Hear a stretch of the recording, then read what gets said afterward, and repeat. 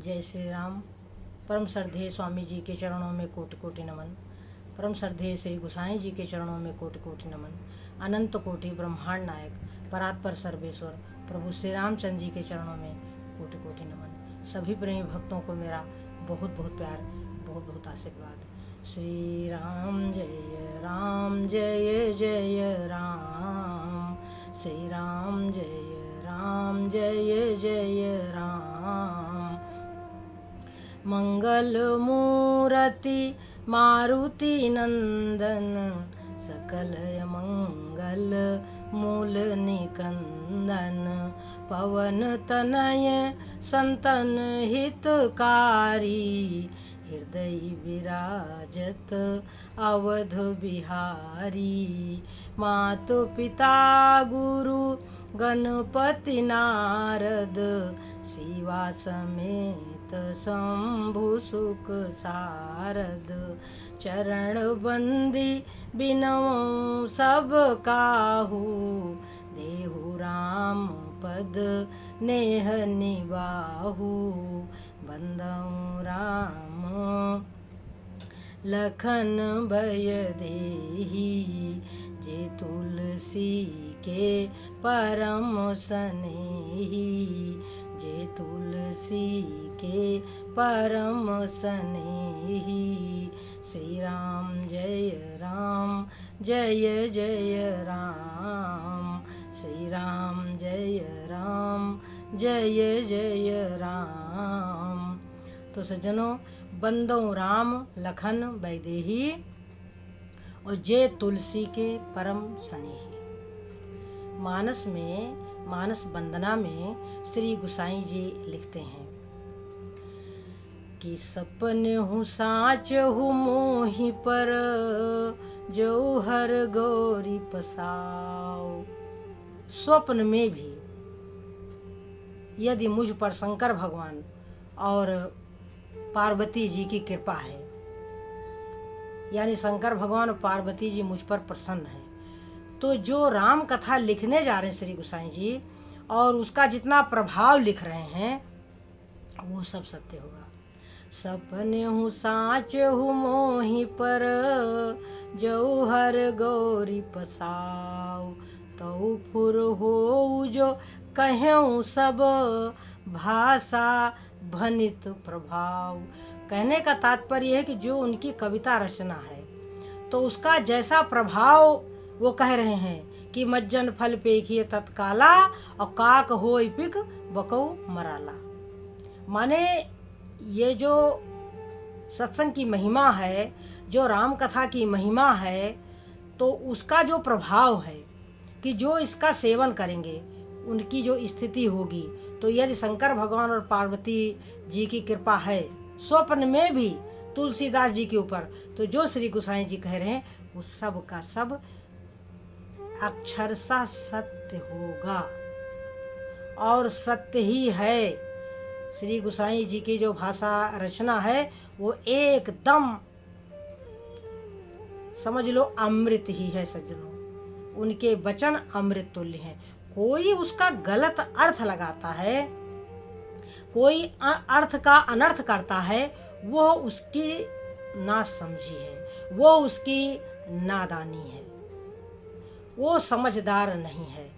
हमारे श्री गोसाई जी ने सारे विश्व को, सारे धर्मों को, सबको जोड़ने का ही कार्य किया है, किसी को तोड़ने का कार्य नहीं किया है। मनमाना आचरण आज के समय में जो लोग कर रहे हैं तो उसका परिणाम भी तो देखा जाए। परिणाम देखें, सबसे पहले परिणाम देखें, फिर श्री गोसाई जी को गलत कहें कि जब स्वतंत्रता स्त्रियों के लिए वर्जित थी और अब लड़कियां औरतें स्वतंत्र होकर कर क्या रही हैं। हमारे समाज में क्या हो रहा है, क्या हो रहा है, खुली आंखों से देखें। तो जो संतों ने कहा है उसमें हमारा कल्याण है। हमें धर्म के मार्ग पर चलना चाहिए सज्जनों, और हम धर्म के मार्ग पर चलना नहीं चाहते। दो बातें हैं, एक तो ये है कि हम अपने मन के कहे चले, यानी सुरुचि, हम अपनी रुचि के अनुसार कार्य करें तो जिसका परिणाम अच्छा नहीं होगा। और एक है सुनीति, एक है हम नीति के आधार पर कार्य करें। तो संत समाज जो है नीति के आधार पर कार्य करने का कार्य करता है। देखो सज्जनों, श्री गुसाई जी ने ब्राह्मणों को भी भला बुरा कहा है। कहा कि सोचिए विप्र जो वेद विहीना, उस ब्राह्मण की चिंता करनी चाहिए या वो ब्राह्मण चिंता के योग्य है। सोचिए विप्र जो वेद विहीना, और तजी निज धर्म विषय लय लीना। तो यहाँ कहाँ तुलसीदास जी गलत हैं? क्या ब्राह्मणों को नहीं कहा है क्या? सभी वर्गों को कहा है, सभी वर्गों को कहा है। उन्होंने अधर्म से बचने के लिए कहा है। जो वर्ण आश्रम का जो विधान है उसमें हमारा भला है। हमारी जो विचारधारा है वो हमको ऊंचाइयों पे ले जा सकती है, और हमारी जो विचारधारा कुत्सित है, गलत है, वो हमको नीचे ले जाएगी। तो हमें अपने विचारों को ही बदलना है। तो यहाँ श्री गुसाई जी कह रहे हैं कि जनक सुता जग जननी जानकी। मानस वंदना में वंदना करते हुए श्री गुसाई जी कह रहे हैं कि जनक सुता जग जननी जानकी, अतिशय प्रिय करुणा निधान की। अतिशय प्रिय करुणा निधान की, वह भगवान श्री रामचंद्र जी के प्राण वल्लभा। ताके जुग पद कमल मनाऊं, मैं उनके चरण कमलों की वंदना करता हूँ। क्यों? जासु कृपा निर्मल मति पाऊं। हमें अपनी बुद्धि को निर्मल शुद्ध विशुद्ध करना है। हमें अपनी बुद्धि को निर्मल शुद्ध विशुद्ध करना है। तो हमें किसका चिंतन करना चाहिए? माता जानकी का। कहने का तात्पर्य कि जो श्री हरि भगवान राम के चरणों से प्रेम करती हैं, जगत जननी जगदम्बा माता सीता, हम उनके चरणों में प्रणाम करें। जनक सुता जग जननी जानकी, अतिशय प्रिय करुणा निधान की। और ताके जुग पद कमल मनाऊं, जासु कृपा निर्मल मति पाऊं। जिनकी कृपा से हमारी बुद्धि निर्मल होगी, शुद्ध होगी, पवित्र होगी। पवित्र बुद्धि हमारे कल्याण मार्ग में सहायक है। हमारी बुद्धि यदि मलिन है, हमारा मन मलिन, हमारी बुद्धि चित्त सब हमारा मलिन है, तो फिर हमसे अच्छा कार्य नहीं हो सकता। सज्जनों, हम क्या बोल रहे हैं?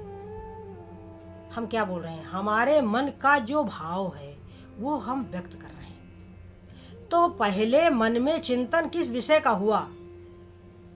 मन में धर्म का चिंतन हुआ, मन में राम का चिंतन हुआ, मन में धर्म के प्रति आस्था हुई। तो अस विवेक जब देई विधाता, विधाता माने ब्रह्मा जी, ऐसा विवेक जब हमें प्राप्त होता है तो तब तजी दोष गुण ही मन राता। तब जो अवगुण है, हमारा जो मन है, वो फिर अवगुणों का चिंतन नहीं करता। तब तजी दोष गुण ही मन राता, अस विवेक जब देई विधाता। तो विधाता हमें ऐसा ज्ञान क्यों देंगे? हमें उस चीज का आदर है, हमें उस वस्तु की चाह है, हमारा मन उसके लिए तड़पता है। तो जब जिस वस्तु के लिए हमारा मन तड़पेगा, हम उसके लिए प्रयास करेंगे, कोशिश करेंगे। तो भगवान जब ये देखते हैं कि इसका मन जो है निर्मल है, पवित्र है, भाव अच्छा है, और कुल मिलाकर के पीछे से जो हमारा प्रारब्ध है वो अच्छा है, बढ़िया है, सुंदर है, प्रारब्ध की रचना में सत्संग है हमारी भाग्य में सज्जनों, तो पहले से ही बढ़िया बना हुआ है। अब आज हम बनाना चाहेंगे तो थोड़ी दिक्कत होगी, आज बनाने में थोड़ी दिक्कत होगी, थोड़ा हमें कष्ट होगा। इसीलिए तपस्या की आवश्यकता है। एक ही बार तपस्या करनी पड़ेगी, बार बार नहीं करनी पड़ेगी सज्जनों। जब शंकर भगवान का कहना माता सती नहीं मानती थी तो उनको कष्ट मिला, शंकर भगवान से उनको वियोग हुआ, शरीर त्यागना पड़ा, पिता के यहाँ उनका अपमान हुआ, फिर जन्म हुआ और फिर तप किया, घनघोर तप किया। उसके बाद जब शंकर भगवान के पास बैठी हैं तो उनका मन शुद्ध विशुद्ध पवित्र था। तब उन्होंने कथा के विषय में पूछा कि प्रभु श्री रामचंद्र जी ने जो व्यापक हैं विश्व में, उन्होंने क्यों राजा दशरथ के यहाँ जन्म लिया और जो अनेकों प्रकार की लीलाएं करी।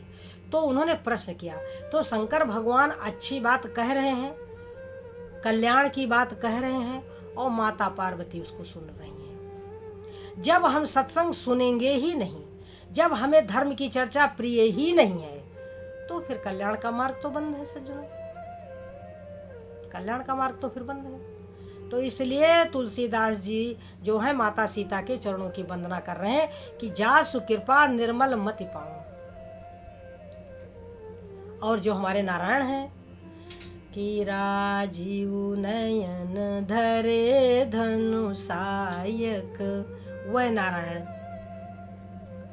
राजीव नयन यानी कमल नयन, धरे धनु सायक, ओ भगत विपत्ति भंजन सुखदायक।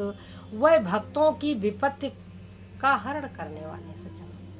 हमारे श्री गुसाई जी भगवान राम नाम की वंदना करते हैं कि बंदौ नाम राम रघुबर को, हेतु कृष्णानु भानु हिम कर को, हेतु कृष्ण भानु हिम कर को। यानी वो ब्रह्मा विष्णु और शिव रूप है प्रभु श्री रामचंद्र जी का नाम। उसमें दाहिका प्रकाशिका और शीतलता तीनों गुण हैं प्रभु श्री रामचंद्र जी के नाम में। यानी यदि जो राम नाम का चिंतन करेगा उसका क्या हाल होगा,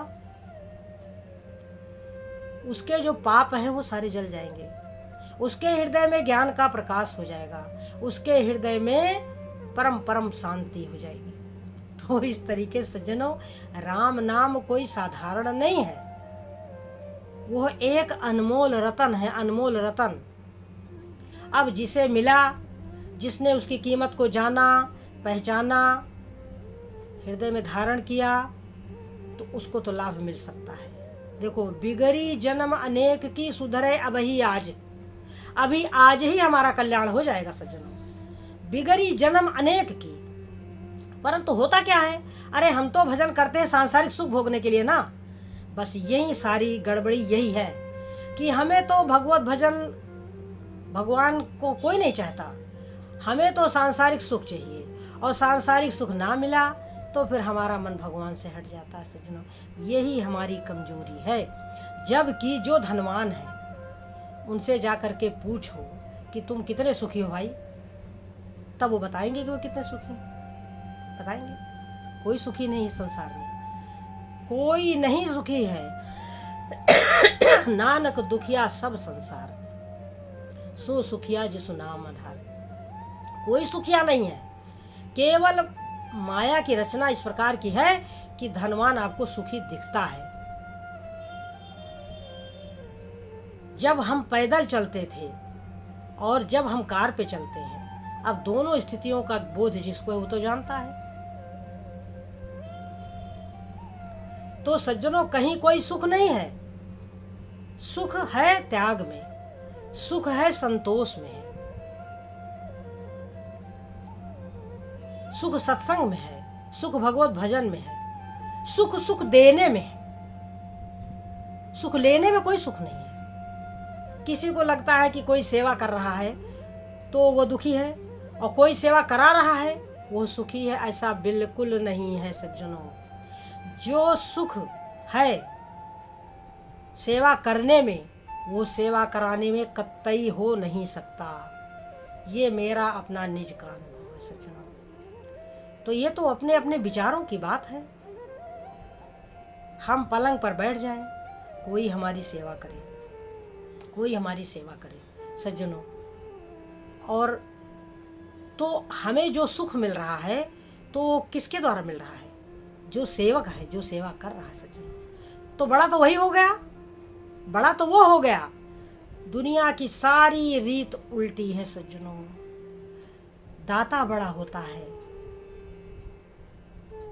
हमेशा देने वाला बड़ा होता है, लेने वाला छोटा होता है। सेवा करने वाला बड़ा होता है, कराने वाला बड़ा नहीं होता। ये सब उल्टी रीत है संसार की।